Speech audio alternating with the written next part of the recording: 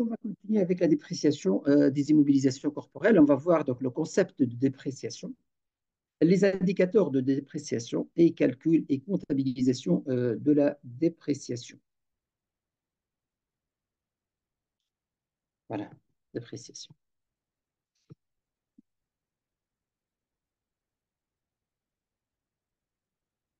Donc, description. Donc, on va commencer par une description, comme, comme on a dit, en fait. On va faire la description. Et par la suite, on va voir les indicateurs et on va voir par la suite le traitement comptable qu'il faut faire. Donc, la dépréciation donc, est définie comme une diminution de la valeur comptable d'une mobilisation corporelle qui dépasse son amortissement normal. Donc, en résultant de facteurs tels que l'usure, l'obsolescence ou le changement dans l'utilisation de l'actif. Exemple pratique, par exemple, une machine dont la technologie devient obsolète plus rapidement que prévu. Donc, par exemple, donc, dans l'habitude, donc, on a une machine donc, dans le par exemple, dans l'injection de la plastique, là où il y en a donc, un changement technologique important chaque 4 ans ou chaque 5 ans. Exceptionnellement, cette fois-ci, donc, le changement technologique, il a eu donc, au bout de 3 ans. Donc, la société, donc, elle a prévu donc, le changement dans les 4 ans. Donc, elle a amorti, donc, elle a commencé, elle a prévu donc, d'amortir donc, la machine en fait, sur les 5 ans, bien sur les 4 ans. Et par la suite, elle se trouvait devant donc, une réalité que la technologie, donc, elle a changé. Et donc, la valeur de son immobilisation, donc, actuellement, donc, il fait pas la valeur nette comptable, donc, valeur nette comptable de l'immobilisation, elle est beaucoup inférieure donc, à la juste valeur ou à la valeur de marché de cette machine. Et donc, qu'est-ce qu'elle doit faire? Donc, elle doit constater cette dépréciation. Donc, la calcul et comptabilisation, donc la dépréciation est calculée comme la différence entre la valeur comptable de l'actif et sa valeur recouvrable. C'est que le plus élevé entre la valeur d'usage et la valeur nette de vente. Exemple, pour une machine avec une valeur comptable de 15 000 et valeur recouvrable estimée à 10 000, la dépréciation elle est de 5 000. D'accord? Donc, comme je vous ai dit, en fait, c'est la différence entre la valeur comptable et la valeur nette comptable de l'immobilisation et la valeur recouvrable qui peut être en fait la valeur d'usage ou la valeur nette des ventes. En fait, la juste valeur ou bien la valeur réelle sur le marché. Donc, la dépréciation, donc, comment comptablement on fait? Donc, on va constater donc, la charge donc, en dotation ou provision pour dépréciation des immobilisations corporelles, 68,16, et on va créditer le compte provision pour dépréciation des actifs immobilisés. Là, en fait, on doit distinguer entre deux cas. Donc, une dépréciation donc, qui est réversible et une dépréciation non irréversible. Donc, une dépréciation irréversible, c'est-à-dire on ne compte jamais que la valeur de mobilisation en fait, reprend. En fait, c'est-à-dire il n'y a pas la possibilité que la valeur de marché il peut augmenter donc, une autre fois. Et donc là, on parle d'une dépréciation irréversible. Et l'autre cas, en fait, c'est plutôt non irréversible, c'est-à-dire que la valeur de marché peut augmenter et donc l'immobilisation, elle peut toujours gagner de valeur euh, donc au futur. Et donc, le traitement comptable, il va différer. Donc, si la dépréciation, il est irréversible, c'est-à-dire, donc, ça y est, donc la valeur, donc, elle a baissé, dans ce moment-là, on va pas constater donc une dotation aux amortissements et une provision. Pourquoi? En fait, la provision, on constate la provision tant qu'on compte, en fait, on a toujours la possibilité de reprendre cette provision et que la valeur, en fait, de l'utilisation reprend un jour. C'est-à-dire, par exemple, j'ai une valeur comptable nette d'une machine de 100 000, valeur de marché actuellement est 90 000, mais c'est fort possible, par exemple, là, en fait, c'est impossible que la valeur, elle va reprendre. Et donc, on ne va pas constater une provision. Par contre, si par exemple, on sait très bien que l'immobilisation, donc actuelle, la valeur comptable est 100 000 et la valeur actuelle, la valeur de marché, elle est 90 000, mais c'est fort possible que la valeur, en fait, il reprend à 100 000 ou bien même dépasser le 100 000. Et en ce moment-là, on peut constater la provision parce que l'on a la possibilité de reprise de provision.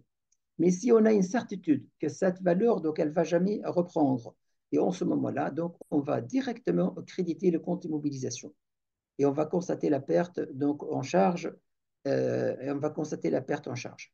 Par contre, si la dépréciation est non irréversible, et donc la possibilité que la valeur reprend, et en ce moment-là, on peut constater donc une dotation, et lorsqu'en fait la valeur donc, de l'immobilisation donc, gagne de valeur, on va faire donc une reprise sur, voilà, une reprise sur cette dépréciation. Voilà, on va faire donc l'exemple d'entreprise donc a fait l'acquisition de machines, outils le 1er janvier N pour 72 000 amortissables en mode linéaire sur 5 ans. Donc fin N plus 1, test de dépréciation permet de déterminer donc une dépréciation de 12 000. Fin N plus 2, donc d'après donc nouveau test de dépréciation, la reprise de dépréciation prévue est de 8 700 euros. Présenter le plan d'amortissement et enregistrer les opérations nécessaires au 31-12. Donc là, on est devant des cas en fait, où la dépréciation est non irréversible. Euh, voilà.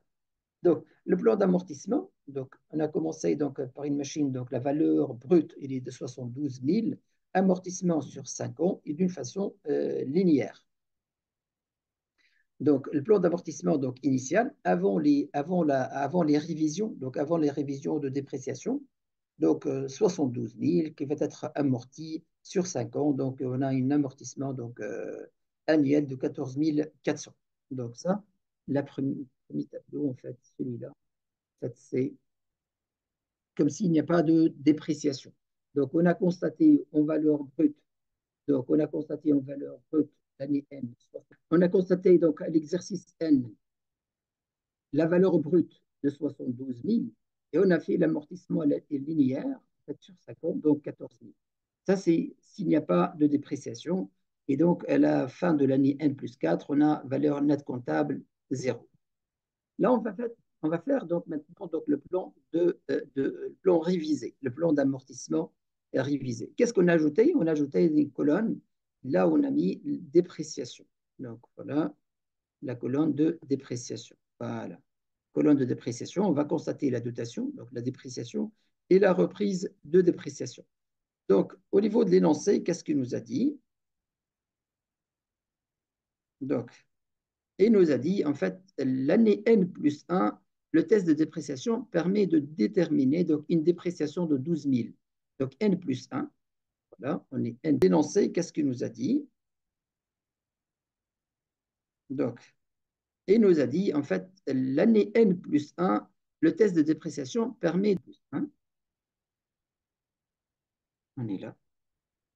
Donc, N plus 1, on va constater donc, une dotation pour 12 000. Vous voyez? Donc, la première année, qu'est-ce qu'on a fait? Donc, la première année, 72 000. L'annuité, donc l'amortissement, il est linéaire de 14 000. Donc, le cumul de l'amortissement, il est 14 000. Et la valeur nette comptable, donc 57 600. 57 600, c'est la différence entre la valeur de base, donc 72 000, moins l'annuité qui est de 14 000. Maintenant, on est devant un cas en fait, où il y en a une dépréciation. Donc, on a constaté une dotation, donc une dépréciation de la valeur de l'immobilisation donc pour 12 000. En ce moment-là, donc, on doit ajuster la valeur nette comptable. En fait, comment on a trouvé donc, les 31 000 valeurs nettes comptables? Donc, là, donc, la formule, c'est celle-là. Donc, on a pris le 72 000, c'est-à-dire la valeur de base. On a déduit les dotations aux amortissements de l'année N et de l'année N plus 1. Et on a aussi déduit, en fait, la dépréciation, 12 000. Donc, on a trouvé la nouvelle valeur comptable qui est 31 200. Donc, 31 200, c'est la différence entre 72 000 moins le cumul des amortissements, moins la dépréciation. Donc, on est à 31 000. Si vous voyez, en fait, le premier tableau, donc avec le N plus 1, ça a été 43 000. Et maintenant, on est à 31 200. C'est quoi la différence? La différence, ça vient de la dépréciation. D'accord? Et donc, si la valeur nette comptable elle a changé, et certainement, donc, par conséquent, et donc, il y aura donc un changement au niveau de l'annuité, au niveau de l'amortissement. D'accord? Donc, on a 31 200, on N plus 3. Donc, l'amortissement, on doit l'amortir sur 3 ans. Il nous reste 3 ans. Donc, si on divise 31 000 sur 3 ans, on va trouver 10 400. Et donc, et une valeur, donc, et cumul de l'amortissement, donc c'est 28 800. On va ajouter les 10 400, on va trouver 39 200. Donc, au niveau de l'énoncé, il nous a dit que l'année N plus 1, il y a eu une reprise de la provision pour 8 000. Pour 8 000. Et donc, la valeur nette comptable, la nouvelle valeur nette comptable, on est à 39 000, on est la valeur donc 72 000. On va diminuer donc le 39 000 qui est le cumul des amortissements et on va ajouter donc la reprise de 8 000. Et donc, on va trouver donc la nouvelle valeur nette comptable de 28 800.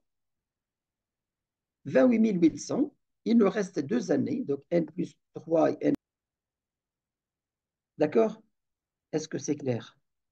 Est-ce qu'il y en a des questions? Dit qu'au 31-12 N plus 4, on se constate des amortissements cumulés pour 68 000. C'est ça, en fait, les 68 000. Et voilà, donc au cumul. Donc le total, il est de 68 000 des dernières lignes. Donc une dépréciation, donc pour 4 000 qui est la dépréciation, moins la reprise, donc 12 000 moins 8 000, donc 4 000, et la valeur nette comptable est donc nulle. Vous voyez? Donc, la valeur initiale, donc la valeur d'origine, elle était de 72 000. Là, la valeur de base, d'origine,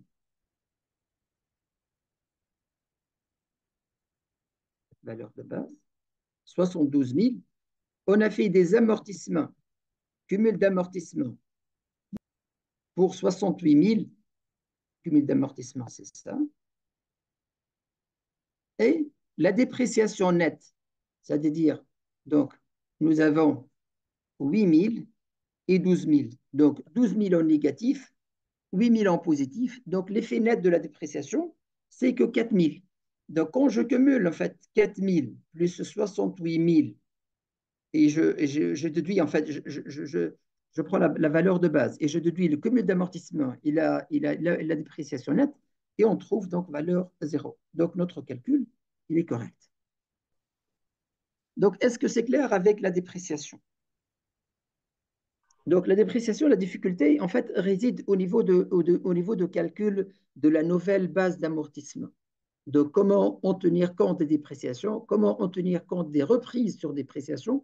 Et là, en fait, l'exemple qu'on a utilisé, donc, il a pris donc, toutes les possibilités. Donc, il y en a une dépréciation, il y en a une reprise sur dépréciation.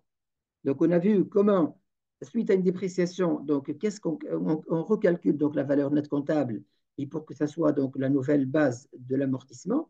Et aussi, en cas de reprise, la même chose que ce qu'on fait et quelle sera donc la nouvelle base d'amortissement.